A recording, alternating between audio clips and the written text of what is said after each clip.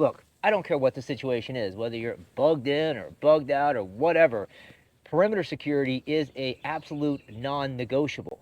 I have to know in advance before that threat actually shows up at my doorstep so I can take action and be proactive, right? And since I can't hang out in a freaking tree all day long and run security, I might need a little help.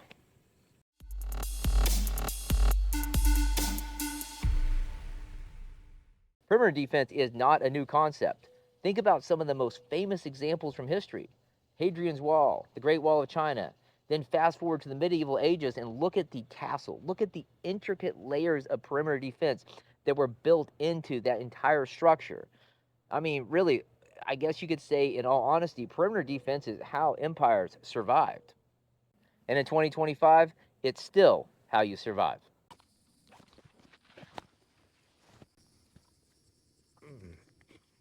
So I think we can pretty much be clear that no matter where you are, deep woods, suburbia, hunker down in an abandoned building, roadside camping, you need perimeter security. You need a early warning detection system. And I have been down this rabbit hole. I started out with primitive alarms and tripwires, and that was a lot of fun. But was it practical? No. Was it reliable? Yeah, kind of. And definitely not simple to set up and very time consuming. Then I took it up a notch and went with military grade early warning detection systems. And that was also a lot of fun. Everything from using the 22 blanks, the flares, the whole 9 yards. I thought I was pretty freaking cool. But there's one problem with that system: the response time. If I'm asleep in a tent or behind a wall or 200 meters away, I still need to be alerted before something happens. Not during, not after. So here's the game changer: radar, wireless, half-mile range.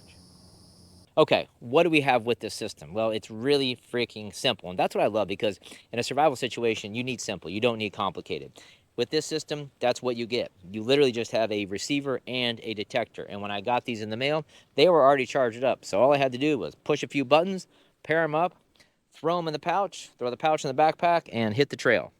I probably honestly spent more time finding a good spot to mount this than actual mounting it or pairing it or anything else involved in this process. It's just stupid simple, and that's what I want from my survival gear, period, right?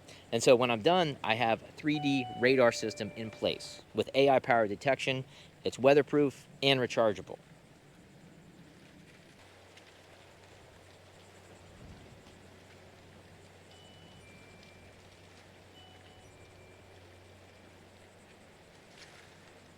So that's the thing you want to be aware of, is mounting.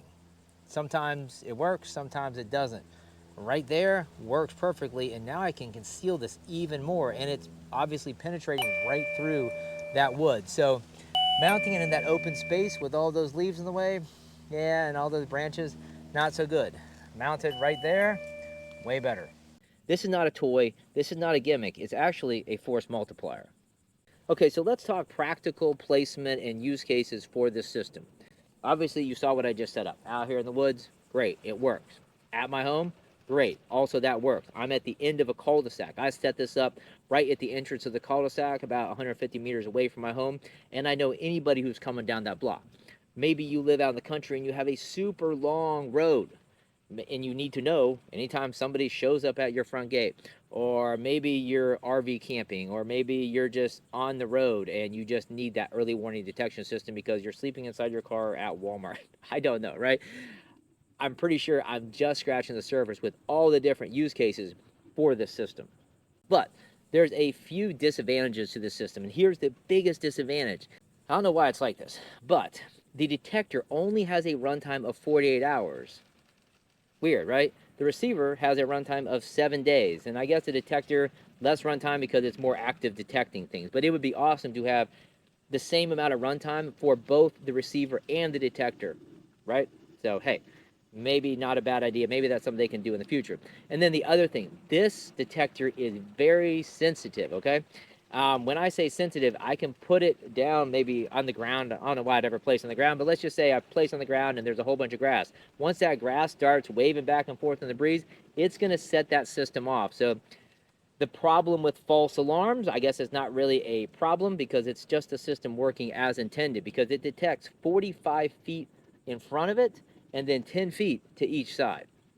But honestly, the list of advantages far outweighs that. And probably the biggest advantage right out the gate that caught me and got my attention with this system is the range. Maxes out at half a mile. That's pretty cool. Now, have I pushed it out to half a mile? Absolutely not. But I've got it out to a quarter mile, and it's been very effective. Another really cool selling point about this system is the fact that you can mount it behind stuff. So what do I mean by that? I can mount it behind glass. I can mount it behind wood. I can really conceal the living crap out of this thing. The only thing I can't mount it behind is metal. And I don't know, I'm no freaking scientist, but somehow radar waves can't get through metal. Whatever. Anyways, it has a very strong level of penetration. So you can truly conceal the detector very well. Then third advantage to this system is the fact that you just need a receiver and you can set up multiple detectors, meaning you could have 360 degrees of protection, and that's pretty freaking cool. And here's probably the biggest advantage of this. This is stupid simple to set up. At any given moment, I'm probably only operating on 7 to 10 brain cells, and in a survival situation, probably less. So I need simple, I need basic. I don't need complicated. I don't need something that takes a bunch of time to set up. Okay, now my brain cells are really starting to churn and burn, and I'm thinking some really creative use cases for this system, starting with perimeter security for a construction site. I was just reading some news articles lately, and these kids are out joyriding bulldozers at construction sites and causing all this damage. Man, set this up at your site, and you are squared away and good to go. Then another use case for this system, and don't tell my wife about this because she might actually use this against me. But let's say sometimes I've raided the fridge at like 2 a.m. and ate the last of that cheesecake that she was saving for the next day. Boy, this system would definitely stop me dead in my tracks. And then let's say, man, you spend a ton of money on your beautiful manicured lawn, and you got to keep those pesky kids off your lawn. This is going to do the trick. Okay, here's the thing, and you may have realized this already by now. Preparedness isn't just about what I'm going to do when something bad happens. It's about knowing in advance. So if I'm serious about defending my space, I need to be serious about establishing a robust perimeter defense. And guess what? Now that I think about it, I actually do think I have a robust perimeter defense because with this radar detection system, let me think for a second. Okay, so the radar detection system is the outer layer of defense, right? And if anything gets through that, then it's going to hit my military tripwire alarms, the 22 blanks, maybe some lethal options. And then if the threat gets through that, then it's got to get through Gizmo. And yeah, look at Gizmo. He does not look like much of a threat. He doesn't look like he can do much. And how many teeth does he have in there? Not many. But I will tell you right now, one day I was grilling out and I brought in some big old fat juicy chicken breasts fresh off the grill, put them on the kitchen counter, walked outside for about 10 seconds to grab something, walk back in, and there's Gizmo on the counter with an entire chicken breast in his mouth. So that boy don't play. When he sees something he wants, he's gonna get it. So yeah, but all that being said, guys, in all seriousness, I would love to hear about your idea for creative uses for this.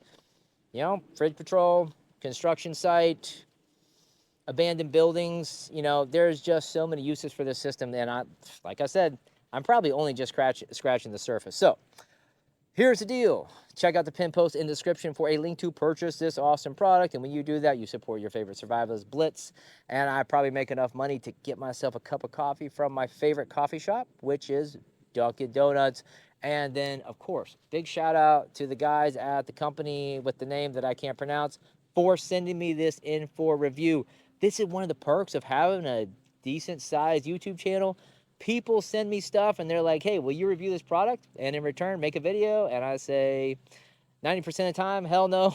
But in this case, I said, hell yeah. So thanks a lot, guys, for sending that in. And to you, thanks a lot for watching. And honestly, from the bottom of my heart, I hope you have an awesome day. And I hope you take training and survivalism seriously, because if we look at the world around us, everything is on fire.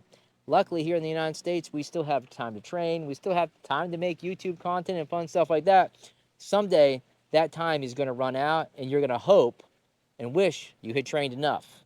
So get out there and take care of it now while it's still peacetime. See you around.